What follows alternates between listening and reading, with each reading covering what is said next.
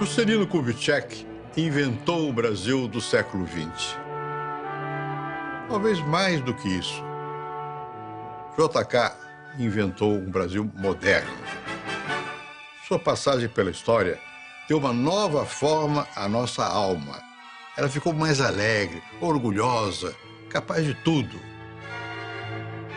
JK governou o país por 5 anos, de 1956 a janeiro de 1961. Vou abordar convosco, francamente, 3 pontos importantes para o conhecimento de minha política, da política do novo governo do Brasil. Esses 3 pontos constituem também, para os jornalistas brasileiros, motivo de interesse constante. Primeiro, o da liberdade da imprensa.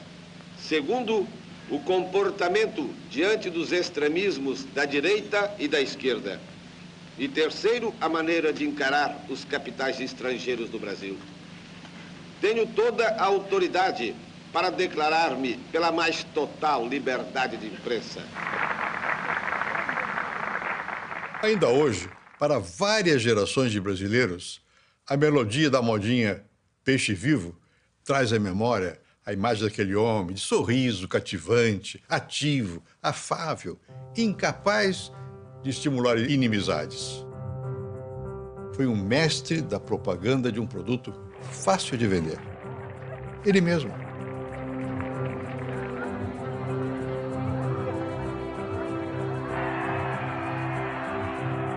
Disseram que foi João Paulo I, um papa que ria. Juscelino foi um presidente que ria. JK era filho de Júlia Kubitschek, uma modesta e severa professora de Diamantina, cidade colonial em Minas Gerais, e bisneto de um imigrante tcheco. Viu o primeiro automóvel aos 21 anos. Formou-se em medicina, sustentando seus estudos como telegrafista, e começou a vida profissional como oficial médico da Polícia Militar do seu estado.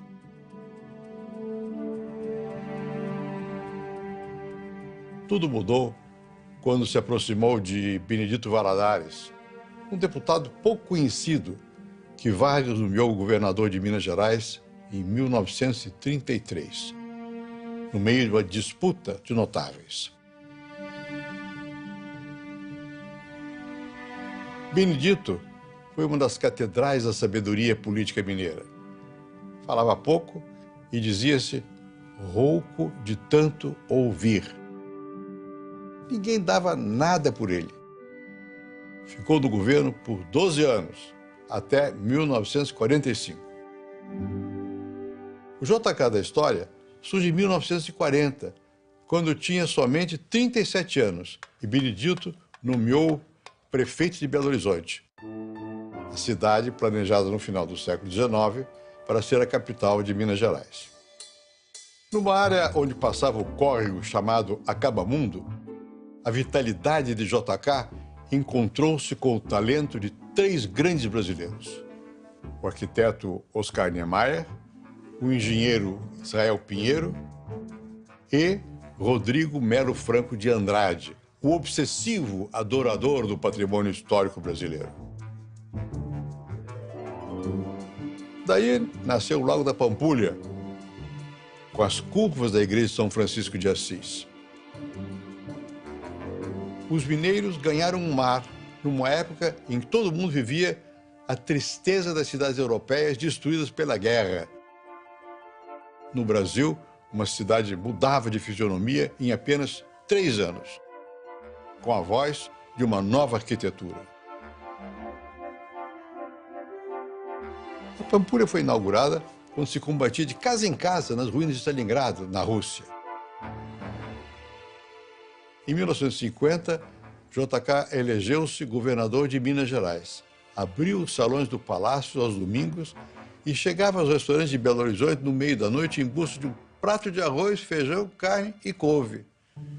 Santiago Dantas, um fino observador da política nacional, ensinava: quem quiser ser inimigo do Juscelino deve, pelo menos, ficar a 6 léguas de distância.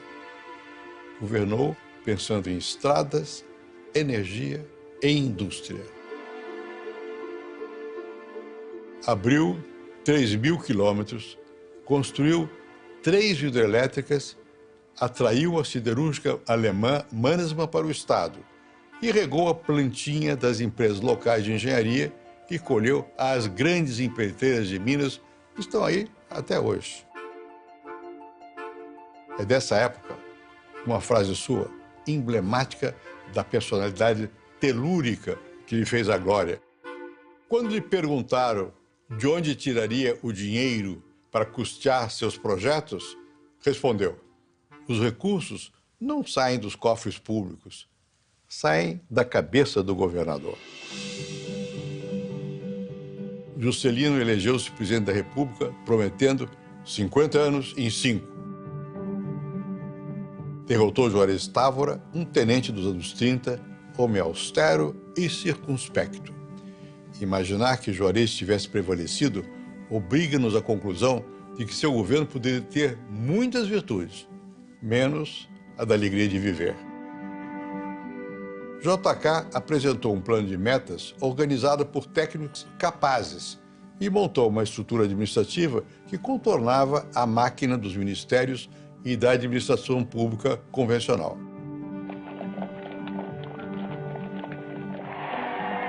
A meta-síntese de seu governo, contudo, não foi sugerida por especialistas. JK prometeu transferir a capital do Rio de Janeiro para o Cerrado de Goiânia, respondendo a uma pergunta de um eleitor, o Toniquinho da Farmácia, durante um comício em Jataí, lá em Goiás.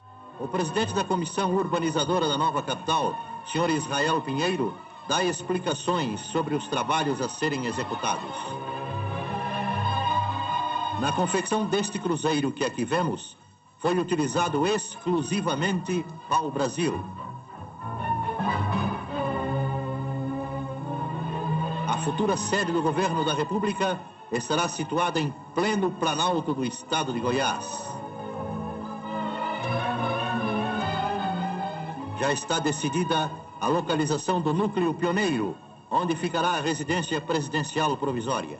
Também já foram tomadas providências para a construção das principais vias de acesso a Brasília, que este será o nome da nova capital do país.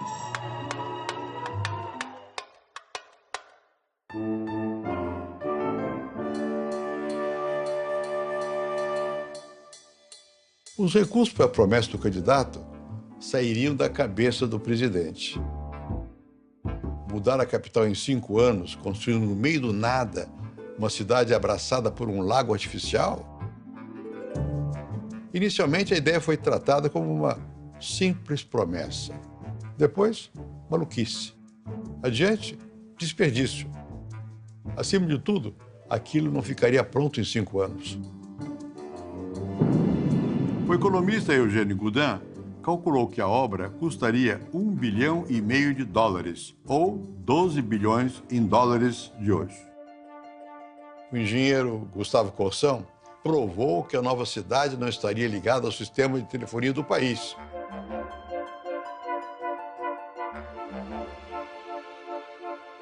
Semanas antes da inauguração de Brasília, JK telefonou-lhe de lá.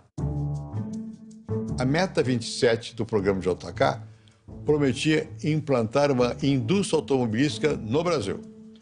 Uma montadora americana achava isso impossível, pois os fungos do clima tropical estragariam os pistões dos motores. Ademais, diziam que a mão de obra brasileira não estava capacitada para aprender a montar carros. Quando JK saiu do governo, a indústria automobilística brasileira montara 321 mil veículos, encostando na meta de 347 mil. Quase todas as metas foram atingidas, mudando o patamar do país na produção de energia elétrica e no refino de petróleo. A economia cresceu, na média, 8% ao ano. Entre 1955 e 1959, a atividade industrial brasileira expandiu-se a níveis superiores aos dos Estados Unidos, União Soviética e Alemanha. JK encalhou na expansão das ferrovias. Em compensação, prometeu 10 mil quilômetros de rodovias e entregou 13 mil, inclusive a Belém-Brasília. Com o presidente que cruzava o Brasil a bordo de um turbohélice, o número de brasileiros voando aumentou em mais de 40%. Em 1961, JK passou o governo a Jânio Quadros, lá no Palácio do Planalto. As curvas do Alvorada, a Praça dos Três Poderes e a Esplanada dos Ministérios haviam encantado visitantes estrangeiros. A cidade parecia um canteiro de obras, mas na cerimônia de transmissão da faixa presidencial, as autoridades vestiam casacas. A despedida de JK foi a primeira a ser transmitida pela televisão.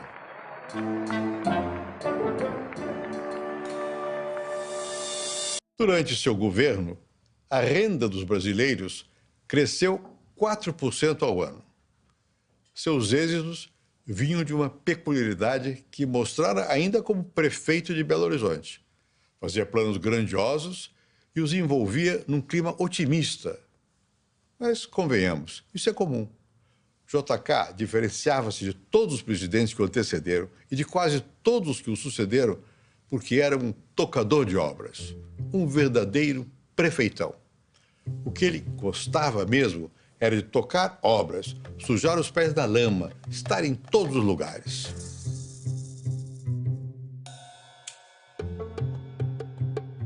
Números são quase um detalhe para se avaliar o JK. Ele reinventou a indústria, expandiu a economia, mas durante os seus anos o que mais mudou foi a alma dos brasileiros, a maneira dele olhar para o seu país e para si próprio. 8 anos depois da humilhação vivida por nosso povo na final da Copa do Mundo de 1950, com os 2-1 da seleção uruguaia, no Maracanã, o sorriso de Juscelino estava num palanque montado em frente ao Palácio do Catete. O Brasil era capaz de tudo. Ao seu lado, erguendo a taça Jules Rimet, o capitão Bellini e um garoto chamado Pelé. A tenista Maria Esther Bueno ganhou o torneio de tênis de Wimbledon, um feito jamais repetido. Numa época em que poucos brasileiros batiam essa bola. Mudando a maneira de tocar o violão, o compositor João Gilberto gerou uma nova expressão, bossa nova. Não era à toa que JK foi chamado de presidente bossa nova. Podia-se gostar dele ou detestá-lo, mas era indiscutivelmente novo. Este continente de quase 200 milhões de habitantes não pode permanecer na situação em que se encontra. É necessário que nós dinamizemos os instrumentos de combate ao subdesenvolvimento.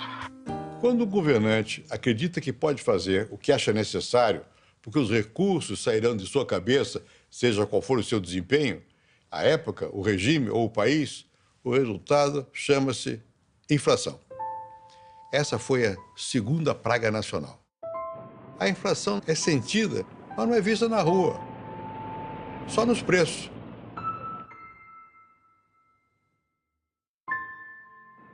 Ninguém é declaradamente a favor da inflação. Defende-se um gasto aqui, um projeto ali.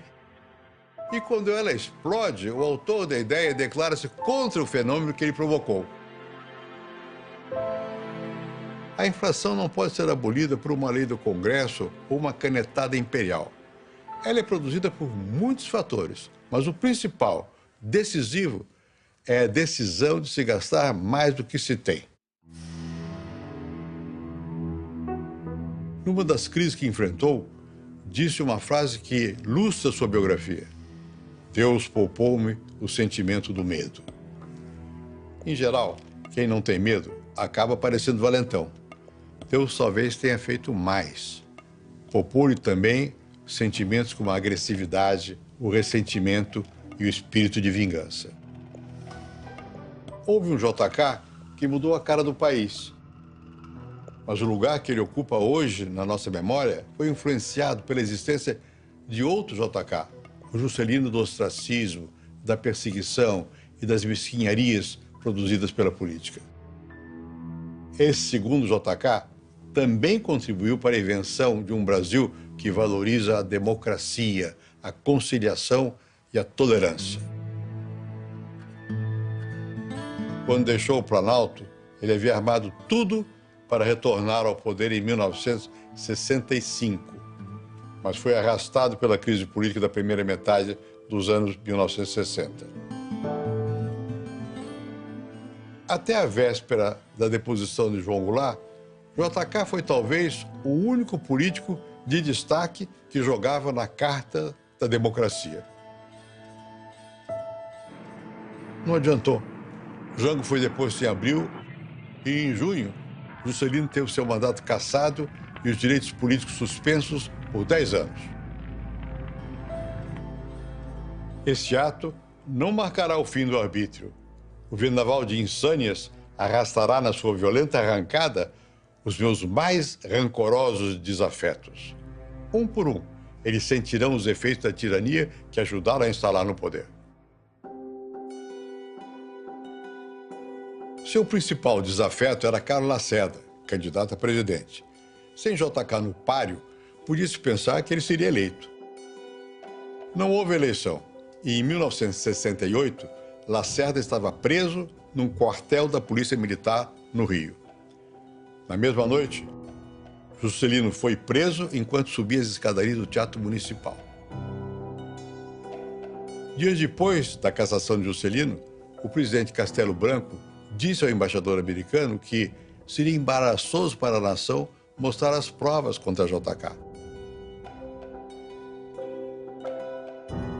12 anos depois, o presidente Ernesto Geisel, por cuja mesa na Casa Militar passavam os processos de cassação em 1964, escreveria: as provas não eram provas de qualquer valor jurídico.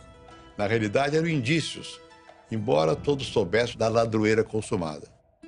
Eu penso que não houve, nem haveria condenação.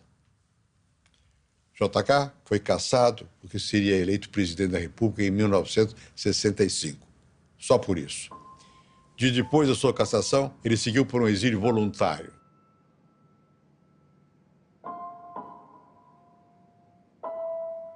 Na cena do seu embarque, o comandante da base aérea do Galeão disse-lhe que devia calar a multidão que o acompanhava. Estava de revólver em punho. Juscelino disse: nada posso fazer, é o povo.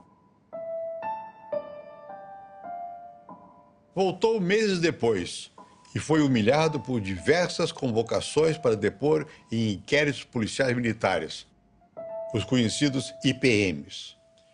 Os constrangimentos pareciam revigorar seu temperamento. Entrando num quartel, JK foi fotografado pela imprensa. Sorria.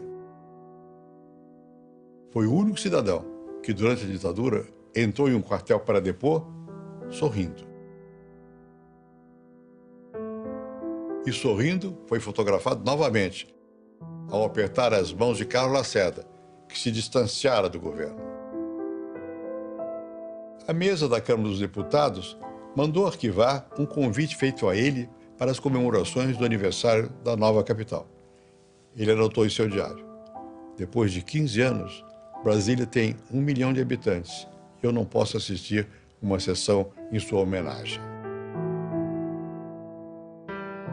Seu retrato, pintado por Cândido Portinari, foi retirado da parede nobre que ocupava no Museu da República e rebaixado para uma posição secundária. Quando estudantes do Colégio Pedro II quiseram convidá-lo para uma gincana em que precisavam mostrar alguém ligado à construção de Brasília, o diretor da escola vetou sua presença. Quando ele se candidatou a uma cadeira na Academia Brasileira de Letras, o governo moveu céus, terras e ministros para derrotá-lo. Conseguiram. Quando quis publicar seu livro de memórias, fez uma sondagem junto ao ministro da Justiça, Armando Falcão, que ocupara o mesmo cargo durante o governo JK. Falcão respondeu que a licença, desnecessária, dependeria do presidente Ernesto Geisel. Depois, diria que ela fora negada. O livro, O que Construir Brasília, foi publicado com a recomendação de que não houvesse festa de lançamento. JK mandou um exemplar ao presidente com uma carta em que ressaltava: compulsando-o, verá o meu eminêncio Patrício que não há nele uma só linha que possa ferir suscetibilidades ou deixar transparecer resíduo de mágoas pessoais. Não teve resposta. Aqui e ali era surpreendido por manifestações de carinho, ora aplausos, ora entonações de peixe vivo e até mesmo por surpresas. No dia 15 de novembro de 1974, quando os brasileiros elegeram 16 senadores do MDB, JK estava em Diamantina, onde nascera. Ele escreveu em seu diário: agradeço a Deus ter me concedido vida até hoje para assistir o privilégio de um povo se erguer sem uma palavra violenta e deixar o mundo atônito com o gesto que praticou. E ainda acrescentaria: a revolução acabou. Conhece-se um diário que JK alimentou a partir de 1973 por 3 anos. Ele registra muitas coisas, inclusive os dias em que cortava o cabelo ou aqueles em que ia ao cemitério para visitar o túmulo de Dona Júlia. Registrava que ia ver mamãe. Só não trata de política, como se estivesse pronto para entregar o diário a uma patrulha militar. Nele está um JK melancólico. Aos 74 anos, temia pela própria saúde. Reclamava das garras da revolução, mas não parava. No dia 5 de agosto de 1976, estava em sua fazenda nos arredores de Brasília. Atravessava em cavalgadas matinais, inspecionava olhos d'água, controlava o gado, as colheitas e as contas. Tinha 2 convidados para jantar, mas eles não vinham. Às 9h15 da noite, registrou: estou triste, a solidão não é meu clima. Os convidados chegaram e mais tarde ele anotou: a minha escala de grandeza se reduziu. Em vez de planejar a prosperidade do Brasil, planeja a construção de uma cocheira na fazenda.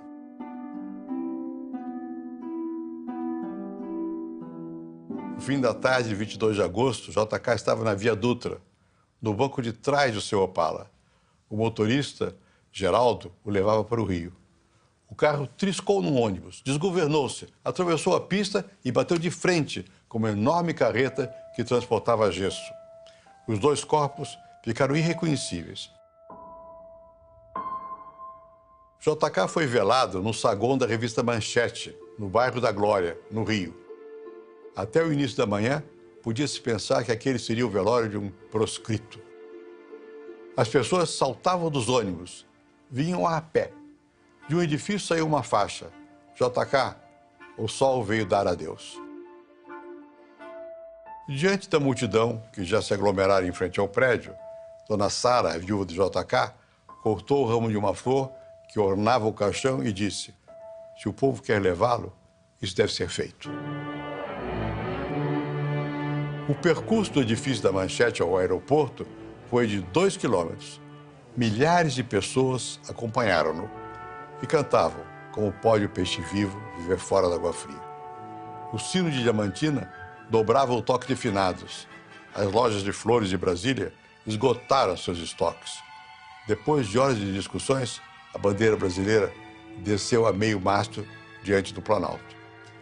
JK desceu pela última vez em Brasília às 4 da tarde e foi levado para a Catedral. A multidão estendeu-se até a Praça dos Três Poderes. O corpo baixou à sepultura à meia-noite, sob a luz dos holofotes. Calculou-se que 350 mil pessoas foram para as ruas da capital naquele dia.